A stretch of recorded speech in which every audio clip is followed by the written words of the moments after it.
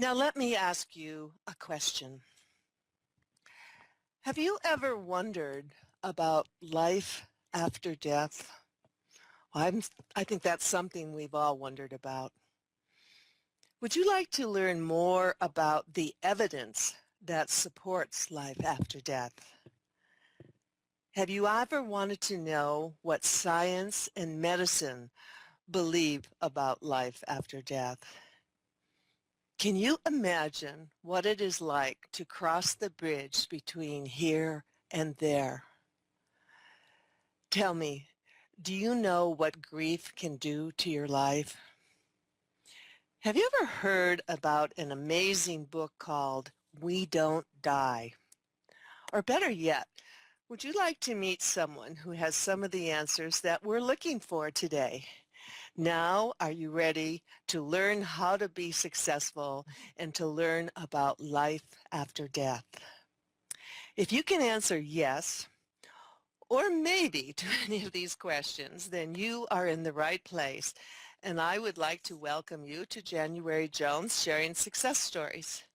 Today I will be introducing you to my guest. She is a success coach extraordinaire, and she will provide us with wonderful, informative, and inspirational lessons and some really, really great advice. I'm pleased to announce that this show is now live on Talk4 Media and syndicated on iHeartRadio Talk with over 50 million listeners, and Blog Talk Radio with our show having over 1.8 million listeners to date. We are archived 24/7 for your listening pleasure. Also, LinkedIn has announced that my profile was one of the top 5% most viewed last year. Now let me tell you a little bit about my guest today. A fear of dying and a massive dose of skepticism led her on a 15-year journey of discovery for proof of life after death. Through the disciplines of science and medicine, she uncovered the clear, undeniable truth that we don't die. However, she kept this information to herself, fearful of what others might think. The death of her father caused her to investigate the painful world of grief. Her findings have lessened her pain, helped save relationships, and prevented suicides. Courageously, she now shares her journey and awe-inspiring stories with audience for the first time. She travels the United States and Canada as a chef for many world-class race car teams, including Andretti, Rahal, and actor Patrick Dempsey. She owns Kent Coffee and Chocolate Company in Connecticut. A speaker, author, and entrepreneur, she is committed to making a profound difference in the lives of others. It's my pleasure to welcome the author of We Don't Die, Sandra Champlain. Hi, Sandra. How are you doing today? Hi, January. I'm great, and I'm so grateful to be with you right now. Thank you. Well, it's wonderful to have you on the show. I've been looking forward to your visit for a long time. I've been having quite a few guests who have explored the paranormal world, and it's been fascinating. Now tell us a little bit about your success story. Where did it begin, and who were your early mentors? Well, sure. And by reading a little bit about me in the beginning, yeah, it sounds like I'm a chef, which I am, and I travel the world cooking for race teams, and I own a small coffee and chocolate store that someone manages for me, so I can do this. But my past really was in the cooking industry, and it's so interesting because now I think I'm feeding people on another level, Oh. and as part of success, I think it's normal that sometimes our passions change, and there's really nothing wrong with that. And my first examples of success and my mentors, I would have to say, are my parents. Mm-hmm. Very good upbringing, Catholic by nature, so raised with faith. But my dad was a person who would always give and make a difference for other people. He had cancer 30 years previously, before he died, Wow. and he was one of these success stories of living, and he had worked with Dr. Bernie Siegel, and he really taught me to never give up. Okay. And the importance of making a difference. And then my mom, on the other hand, really got me started in opening my own business. She was just like, Sandra, if you fail, at least Uh-huh. you've tried and you can do something else, but you'll never know unless you try. And she was always, she was a young bride, 4 babies. And for her, she had started a travel agency. And just for her, like I never thought like I could do something on my own. So a lot Mm-hmm. of my success, I think, stems from my parents and Well, just knowing that it's okay to go for it. yeah, for your dad to deal with cancer for 30 years, that's an amazing thing. And, Bernie Siegel, he is a guest on the show usually once a month or every other month, and he is just a fabulous man. I adore him, and my listeners love him. Now, okay, so your mentors were your mom and dad. So did you go to college in Connecticut, or tell us a little bit about your upbringing? I went to college in New York. I went to the Culinary Institute of Okay. America, and I Hmm. graduated top of my class as a chef. And from there, Okay. I went into hotel and restaurant management, and I was living the life as I still am, working with the race car teams, and until a fear of dying hit me. And Uh-huh. the slow story is, I mean, I tell it quickly, but my 15-year investigation Uh-huh. um, that rested my fears, coupled with what I found out about grief that saved lives. I thought, geez, I really need to get this out. And I never had myself as an author, January. I thought Yeah, other well, people do that. I certainly am not smart enough. And for the right people to show up in my path, it is, I don't want to amazing. call it divine intervention, but Hmm. maybe, I mean, to have a string of events that happened. Even finding Dr. Bernie Siegel, when the day came that I needed to have someone write a foreword to Uh-huh. my book, Oh, I very. thought, geez, I don't know anybody famous. I mean, I know race car Yeah. drivers, but that doesn't Yeah. work. And the gentleman who was helping me, whose wife designed my book cover, he says, I just keep thinking Bernie Siegel. Uh-huh. And literally 30 years previously, my dad had cancer and went into Hmm. remission, like spontaneous remission. He was given 3 months to live, and he survived. And he just accredited Dr. Bernie with Uh-huh. his survival. And Dad had ridden a bicycle across the United States 5 times, raising money for Bernie's ECAP, as he called it. Uh-huh. And so, I got every bit of courage to email Bernie, thinking he's not going to know who I am. Well, he remembered my dad, and he said, of course Wonderful. I'll do it. And the forward in my book, it just gives you chills. And for your listeners, I have a website, wedon'tdie.com, and you Hmm. can actually read the first chapters of my book and the forward by Bernie Siegel, no cost to yourself. Just you can go there and just read it. And it's beautiful. It's Oh, beautiful. So I'm well, really I'm honored. sure it is wonderful, and what an honor. I mean, as far as being an author, no one ever thinks they're going to be an author until they write their No, first book. And right. and to have Bernie be involved is such an honor. You're very fortunate to be able to have him in your life, as I feel the same. Now let's talk about, you call yourself a skeptic. Were you always a skeptic, or how did this come about? Yeah, I think always a skeptic. As much as I love my parents, Mm-hmm.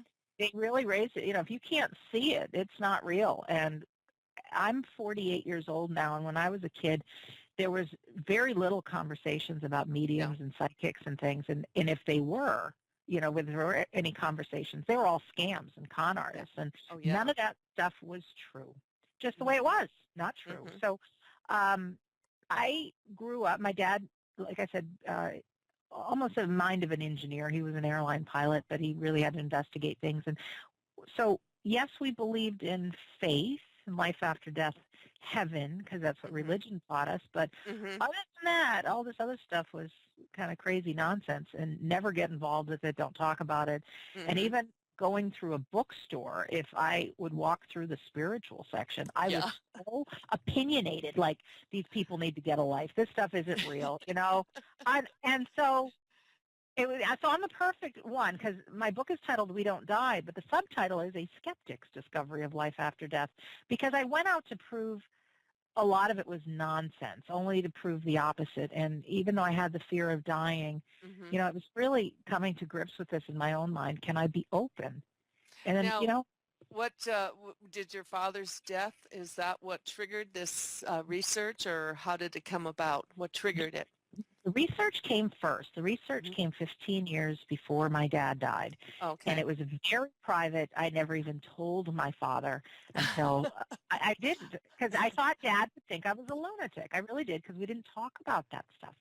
Wow. But it was just waking up one day with kind of a crummy life, a lot of the same bad stuff happening over and over, failure, business not doing so well, Mm-hmm. feeling unhealthy, having another romantic breakup with a man, just, who am I? What is my life for? We look up at the stars, and I thought, what is it all about? And for whatever Mm-hmm. reason, January, it just showed up on my shoulders as tremendous fear. I couldn't handle the not knowing Uh-huh. what happens after we die. And more important, what happens to me? Does Sandra, with this Yeah. personality, do I get to go on? Uh-huh. So that had me just start searching. Like, is there, Sure. and it's very secret, because I would have never, ever, ever, ever told anybody any of this had I not found out what I did about grief, because I truly thought people would think I'm insane. Who wants to listen to this? Nobody will want to hear my stories. And you know what's happened is everybody wants to hear my stories. And even my dad, before he died, it was Uh-huh. in my conscience that, like, I had to tell him this. This is Yeah. such a big part of me. And Mm-hmm. Dad and I got very close. He had cancer, and I spent many days with him in the hospital. 5 months before he died, I spent by his side. And I finally said, Pop, I've got something I want to tell you. And he Okay. said, Sweetie pie, you can tell me anything. And I told him just my whole Uh-huh. adventure and all the things I discovered. And that's when I realized to not have a fear of dying, it really helped someone dying. And he Oh, looked up at me with his eyes and just said, with tears in his eyes, January, and said, mm-hmm. you promised me you write a book. This would help Okay. many people. Oh, yeah. Well, I totally relate to you were talking about your dad because I've been married to an airline pilot captain. We've been married 44 years now, and he, of course, had a lot of skeptical. And pilots tend to be more scientific, and Right.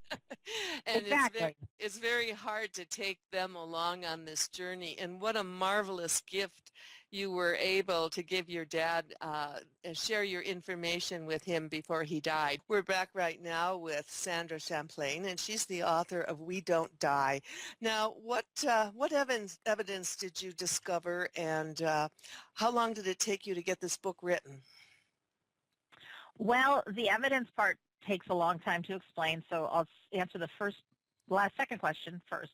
It took Okay. me 2 months to write the book. Oh, Once I wow. had a publisher that looked me in the eye when I had the courage to tell him what I wanted to write. And Mm-hmm. I mean, I was scared that this man would think I was a lunatic. And he said, do you think you can write that? And with my wide eyes, I said, I think so, and I gave him a sample of my writing and a few sample chapters. And he said, Uh-huh. how fast? He says, Wow. people are literally dying for your words. There's so much pain in the world. And he said, you could bring so many people hope. Anyways, so it took me Mm-hmm. 2 months, and it was on the fast forward and all that. So Well, that's back to, amazing because oh, most people, it took me 2 years to write a book, so I'm yes. very impressed with this. Well, now here's the thing. I had this 15-year journey of gathering this Yeah. evidence Okay. slowly. And so what I did is I kept a file on my computer of all of it. Mm-hmm. So for the beginning part of the book, because the book starts off with my journey, why I believe in life after death. There is one chapter on grief because we're all going to experience loss. And then the rest is how to have a successful life while you're here being human. Because if we Mm-hmm. don't die, it answers the question, well, who are we and what is our life for? So Okay. it's been nicknamed a handbook for being human, and it's a motivational book as well. So some of my evidence, the first thing I did was I started researching the major world religions. Maybe, Catholic faith talks about faith, but maybe somebody else really had the answer. And I Mm-hmm. couldn't find that. I found more stories of faith and a lot of common denominators that most religions do believe in a hereafter. So that's all Okay. good news. I Mm-hmm. had the opportunity to see Doreen Virtue, the medium, speak. Mm-hmm. And she did a stage show, and she's now got 30-something books out and speaks worldwide. Okay. And one of the things because now I went for entertainment because I don't believe in that sort of thing, right? Uh-huh. Uh, but what she was doing is she had people in the audience stand up who were asking questions, and she was very specific. that their loved one was standing with them. Here's the Uh-huh. message. And super specific, like your grandmother in England, she only used to make you the tomato soup and the grilled cheese, and she taught you how to knit, and she's here with you, and her name is Beth, and like specific. Mhm. And so that got me thinking after that stage show, maybe Mhm. there is something to this. So the skeptic in me wanted to blow it off, that they Mhm. had to be plants in the audience. Yeah. The Sandra, though, that was still afraid of dying was on, www.doreenvirtue.com. Let me find out Mhm. who this lady is all about. Well, she offered a course in mediumship, January, Uh-huh. that Okay. when you come to this 3-day seminar, Uh-huh. you'll be someone who can effectively tell the deceased people around others. Now that's a Okay. bold statement. Yeah. And skeptic me thought, don't waste your money. The fearful Sandra actually overrode that and said, I'm going, but I didn't Uh-huh. tell anyone. Okay, I So can understand that. yeah. Oh, yeah. I thought people were lunatics that did these kind of things, and here I Yeah. turned into one of them. So let me just tell you what happened there, because this is what opened the door wide open. It was the very first thing that told me life after death is real. Uh-huh. Okay. Doreen, after she greeted us, she wanted to give us just some basics, how medium readings are done. So she says, here, let me just show you. We're not really going to do it. We're going to do mock medium readings. Everybody take a partner. She Uh-huh. says, I want you to sit knee to knee, hold hands, imagine this invisible energy connecting your hearts. Imagine you're in a safe space. And she said, close your eyes. And basically, when we do medium readings, you ask the deceased loved ones to come through. Would they like to have Mhm. conversations like they're living, because they're Uh-huh. still the same personality? And she says, but we're just going to do a mock reading right now. So all I want you to do is invent a person standing behind your partner and pretend you're doing a medium reading and just give the details, who you see, maybe if there's a message, any specifics. And so because we weren't really doing that January, I was like, okay, I can be creative and make somebody up. Uh-huh. So with my eyes closed, I tell my partner, I see behind her a man. It's her grandfather. It's on her Mhm. mother's side. All of a sudden in my mind, I'm seeing a fishing boat. So I say, well, he's a fisherman. And I'm Uh-huh. hearing Denmark come into my head. Well, he lives in Denmark. His name was Jan, right? Got that out of nowhere. He had blonde hair, blue eyes, windy, like windburned, sunburned Uh-huh. skin, big gap between his front teeth. He was a smoker, died of lung cancer, and he never told your mom that he loved her while he was on the planet. And so he apologizes and wants you to tell your mom that he loves her. So I open my eyes like, okay, it's your turn. Okay. And there's tears running down her cheeks. Her grandfather's name was Jan. He was a fisherman in Denmark. He died of lung cancer. He never told his daughter he loved her. I mean, it was all right there. Wow. And I'm getting goosebumps right now even telling you, because it's like, how, if Did media is real, it happens to other people, not Sandra Champlain, because I don't believe in that. Uh-huh. Uh-huh. So I had 3 days of playing medium, only right 30 to 40% of the time, but enough to know that it Mhm. is real. People did it right back to me and even gave me some details about relatives that I didn't even know existed. And when I came home and would ask my family, sure Uh-huh. enough, those people existed. So that was mind-blowing. Yeah, and you did this for 3 days, and you had 30 to 40% accuracy, and this is something you have never done before. And the way you did it was that you would Pretended, close your eyes. yeah. Hmm. And pretend, because there's a voice we all have in our head, and you talk about it too, and it's this critical voice that Hmm. can be negative. And the thing is we believe that voice is the truth. So I mean, I think that's the voice of skepticism, or Yeah. when we wake up in the morning we see too many gray hairs or Yeah. too much pounds on our hips or whatever, and it can be negative. But when we can Hmm. put that voice aside, and when we can use our imagination, I think we can all do this. And so many people will go to bed at night or have a dream and see their grandparent or their Yeah, deceased sure. spouse, and they think, oh, it's just a dream. No, I think that's when your mind is quiet, and that's when we can do this connection. And people, certain people can get through. Certain people have a message, and they're just waiting to get their message to you, aren't they? I think they are, and most of them are messages of love. Mm-hmm. Uh, some people get a little freaked out that are we never alone? Somebody wrote a book called Do Dead People Watch Me in the Shower? I thought, that's brilliant. And I read it. It's a great book. And the truth is, no. I think that when we pass away or Mm-hmm. whatever you want to call it, go into the hereafter or heaven, that there's actually education to be had and lessons to be learned there as well. But in moments of stress or pain or sadness, they're only a thought away. Uh, So I do think, yeah, and when have lost a loved one, they can be right there. Or if there is a message, they can try to get through.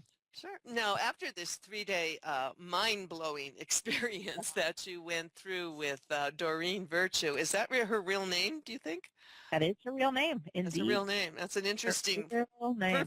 perfect name for a psychic.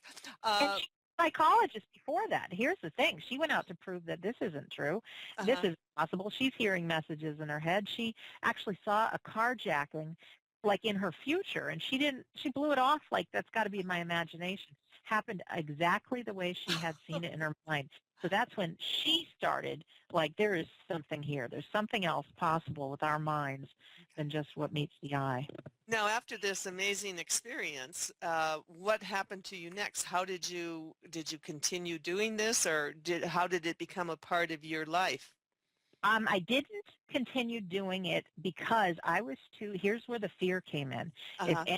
if anybody knew that I was doing this, they'd Yeah. ask, well, who do you see around me? And if I got it wrong, they'd laugh at me, and then I Uh-huh. would be just another fraud, like I used to call people. So Mm-hmm. knowing how much that one weekend calmed my fears, I said, there's got to be more. There has to be something else. And so then I started searching on all different kinds of places. And one of the places is I had gone to a bookstore and I saw this bright orange book called The Idiot's Guide to Communicating with Spirits. And I don't make any of this up. I mean, it's too good. It is the Yeah. truth. It's written by Rita Berkowitz, who is a minister in the spiritualist faith. And she's got the website, thespiritartist.com.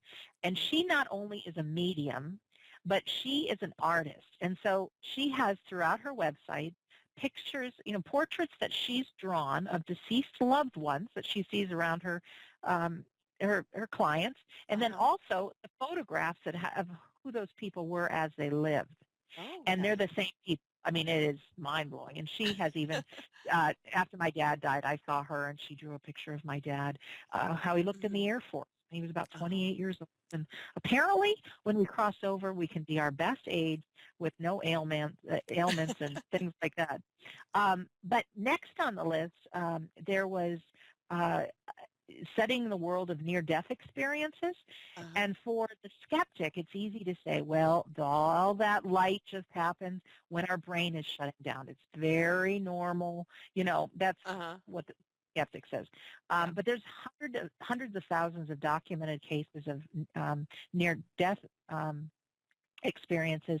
And one doctor named Ken Ring took these near-death experiences one step further and just researched the near-death experiences of blind people.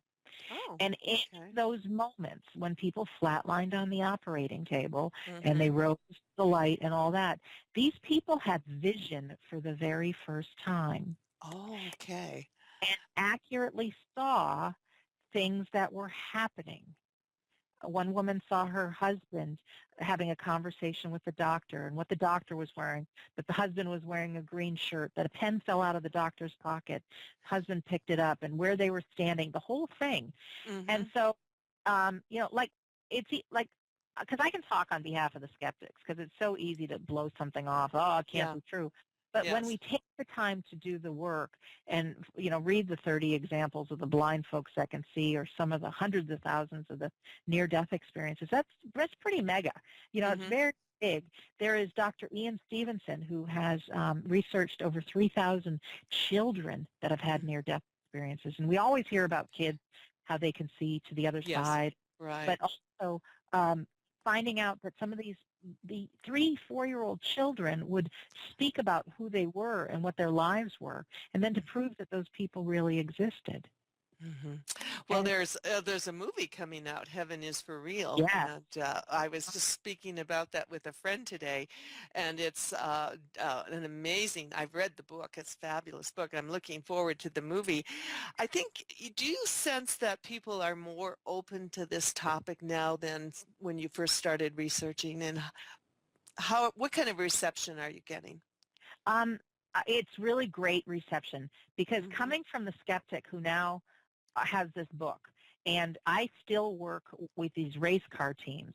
Uh-huh. And do you know how incredibly afraid I was to tell these mainstream famous race car drivers that Yeah. I've written a book about life after death? I really thought they'd think I was crazy. Well, just the opposite. Uh-huh. What's happened is it, and I think this movie is going to do the same thing. It opens the door for people to be able to talk about this, and more people than not have had some weird experience with Hmm. with Yeah. just something weird. One of my race car drivers is now an ESPN announcer. Uh-huh. He will remain nameless, but he Hmm. won tons of championships when he was racing cars. And when he saw my book under our food tent, he says, "I want to tell you a story." He says, "When I was younger, I got into a car accident."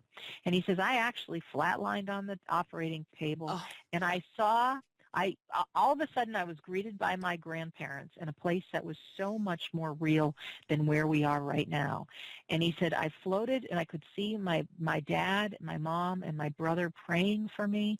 And he uh-huh. says, "I knew, like I felt the choice I could come back." And I Yeah. did. And he says, "I woke up and my body hurt and it Hmm. took lots of plastic surgery." But he says, "Why I'm telling you this story, Sandra, is because I didn't have a fear of dying. I didn't have a fear of living. Ah, That's why I yes. pushed my foot on the pedal harder. That's Uh-huh. why I won championships. I wasn't looking for death, but," he says, "I knew the moment it does happen to me, Graham and Gramps are going to be there, and I have nothing to fear." And I thought, if I could give people that experience Hmm. in a book, and they don't have to die on Yeah. an operating Dies. Yeah. because, honest to God, this is really a book about living life. If we're not afraid of dying, I don't want people to be afraid of living. And I Oh, want people that's to have success, go after their dreams, live this is full out. fantastic. We're going to take a break and hear from our sponsors. And when we come back, we're going to talk a little more about how grief impacts our relationship and how it impacts our brain and our spirit. We'll be right back with Sandra Champlain.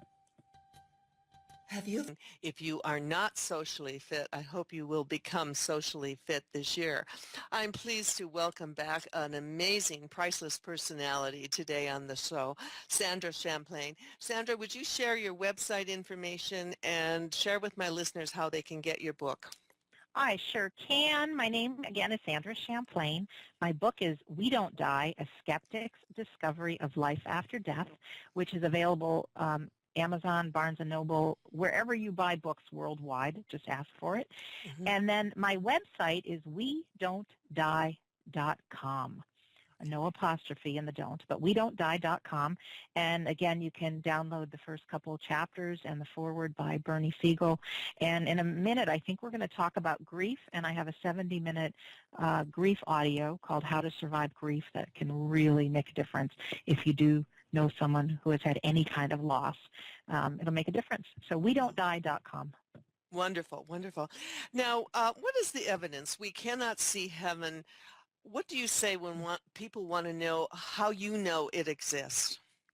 Well, we don't have to see something to believe it.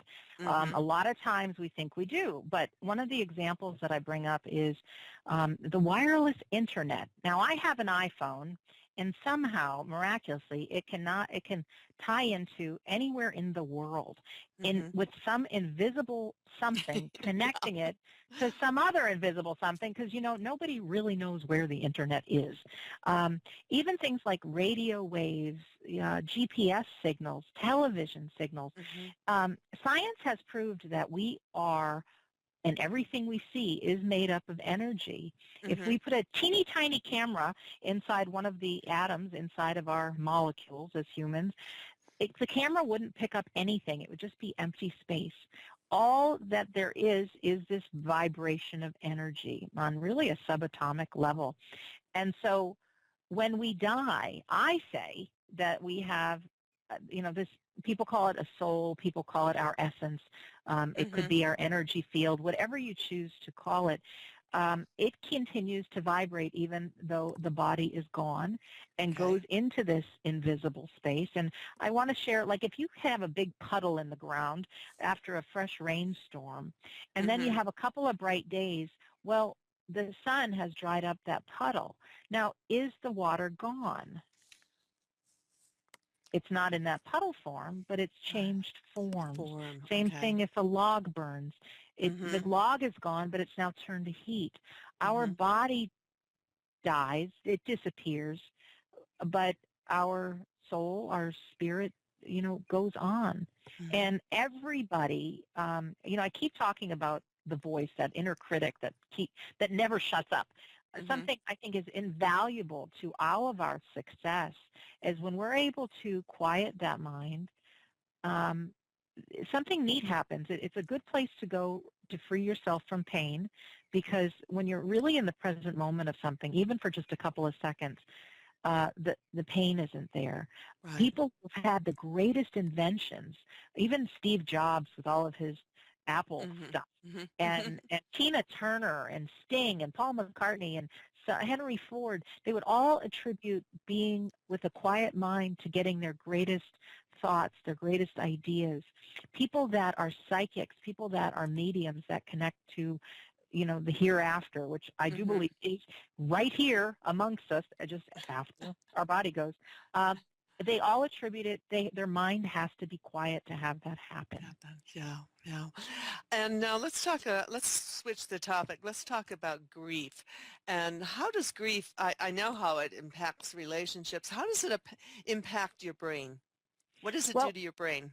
anytime we have a significant loss, so it can be going through a divorce, it can be death of a loved one, it can be your health changes, you Mhm. get diagnosed with an illness or empty nest syndrome, or you lose your finances, your brain goes through a kind of shock. Uh, Mhm. the old reality is out and there's a new reality coming in, and it sends the brain into haywire. We call it grief, and I'm going to speak of it for loss of a loved one because I think that is one of the most intense kinds. Yes. Our, whether you call them symptoms or however you want to phrase it, what we feel happening is we're terribly sad, depressed, angry. I mean, there's so many feelings of shock and guilt, Uh-huh. and internally our body is just all like I would be buckled over in tears, and my belly hurt just from Mhm. crying so much when Dad died. But what's happening in the brain is we have these neurotransmitters, um, like all the things that are necessary for the car, Mhm. oil and Sure. different different things we need. Our bodies need these neurotransmitters, and we always hear about, like, if you laugh, it'll boost the Mhm. endorphins in your system, and so we've heard of these kind of things. Well, just the opposite happens when we have a severe loss. We actually lose these healthy brain chemicals, Mhm. causing the things like anger and sadness. I mean, Yeah. deep, deep, deep darkness. And anyone who's had a loss knows what I'm talking about. But Sure. also, what's important, and this is the big aha moment that I had that taught me about grief, and in effect why I wrote We Don't Die, is Mhm. because grief is a part of it. We all know we're going to sometime or another have to deal with it, but our perception is off. I mean, we hear healthy brains, if two people are looking at the same car accident, we always hear, oh, the two people will have different stories of what happened. Uh-huh. That's Sure. our perception.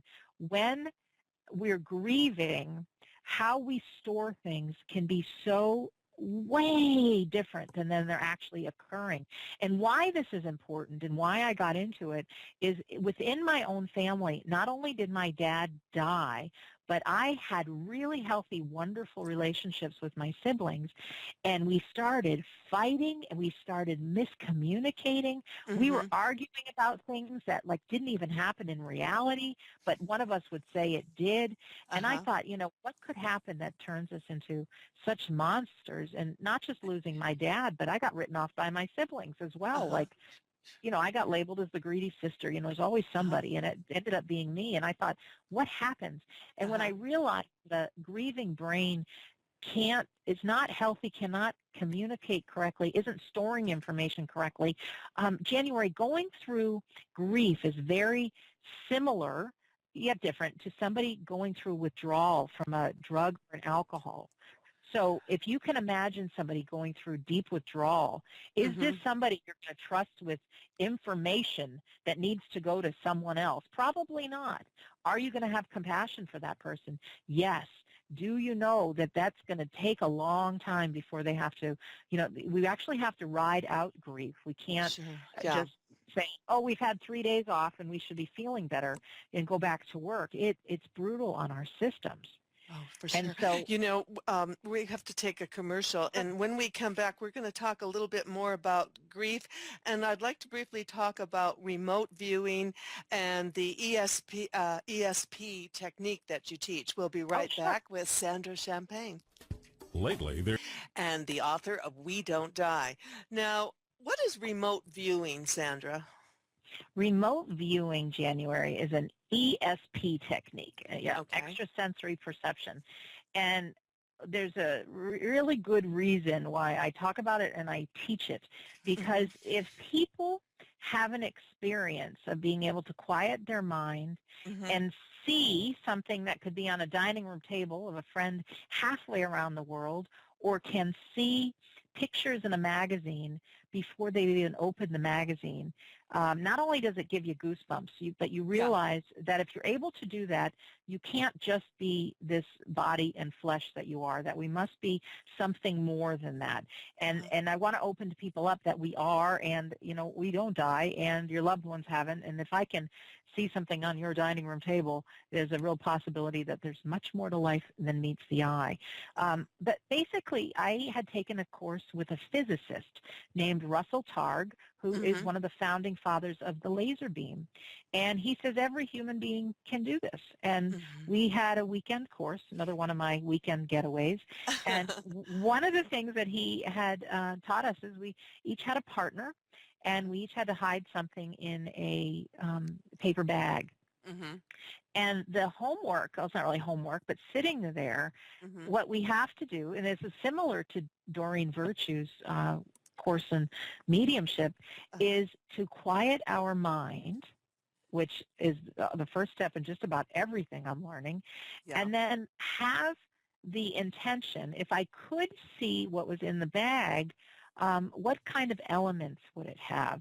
And now it's hard for the brain to know what the item is, but what kind of interesting attributes does it have? Does it have a color? Does it have weight? Does it have shape? And the first time I had done this, all I'm looking at is a paper bag, and in my mind, I saw a ring, a silver ring, and I saw a blue, red, and green gemstone. I saw a clothespin, and in your partner's trained to say, well, what is it about the clothespin? And open, close, it's something that opens and closes. And I saw something silver that was about like a rectangle, and he says, well, can you draw on a piece of paper about the shape? And then I saw a strawberry. He says, well, what is it about the strawberry? And I said, I don't know, something about its texture. It has bumps. Well, 15 minutes later, he opens his bag, and it's his cellular flip phone. And it's almost exactly the size of the little rectangle that I did. It was silver. Now, this goes back into 2006 or so, but it had a silver ring in the middle of it, and there were three. There was the talk button that was green, the menu button that was blue, and the stop button that was red. So there were the three colors on the silver ring. And touching it, it had little bumps. All the numbers were raised, so it felt like strawberries did. And so it was mind-blowing. It was great. And everybody could do this. And so how I teach people inside the pages of We Don't Die is if you have a partner and they can hide something, great. Yeah. But if not, if you get a magazine that you've never opened before, and you just you have to quiet your mind, because your mind's going to want to fight you. This isn't happening. This isn't real. No, tell me I can have ESP. Yeah, thank you for sharing, but I'm not going to listen to you right now. But if I could see, what kind of images would come to mind? And even with a magazine, your mind is going to start throwing pictures up inside of your head, and have a notebook and just start writing down everything that comes up, everything. And so not everything will be in the magazine. But When you start turning the pages, I would say well over half to well over three-quarters of the things are in there. And they could be things like a ladybug, the Statue of Liberty, yeah, um, sure. two Well, train, like weird well, stuff. And this it's in is there. fascinating, fascinating, and you must promise me that you will come back on the show. I want to talk with you more about the tips for dealing with grief after the death of a loved one. And Yes. I love one of the things you write about, be gentle on yourself and others. Sandra Champlain, thank you for coming on the show, and I look forward to having you back many times in the future. January, thank you so much. To my wonderful listeners, we hope you've enjoyed our show today. Isn't she amazing? You know, my upcoming guests will all amaze, amuse, and astonish you just like Sandra did today. This is the show where you hear inspiring information that will help you become successful. I'd love to welcome you to our No Whining world. You can, when you can, sign up on my website, januaryjones.com, with your name and email, and you can download free the first two chapters of my latest book. We love sharing our stories, our struggles, and our secrets for success. It's our hope that we can encourage all of you to emulate our guests today and every day. Remember my mantra: if you think it, then you can do it. So for now, dear friends, please stop with the whining and then start smiling and then start sharing our show with everyone you know. And if that doesn't work, then start eating chocolate, lots and lots of chocolate. Again, thank you to my wonderful guest and chocolate expert, Sandra Champlain. This is January Jones thanking you for joining me today on my journey and reminding you to take care and stay safe.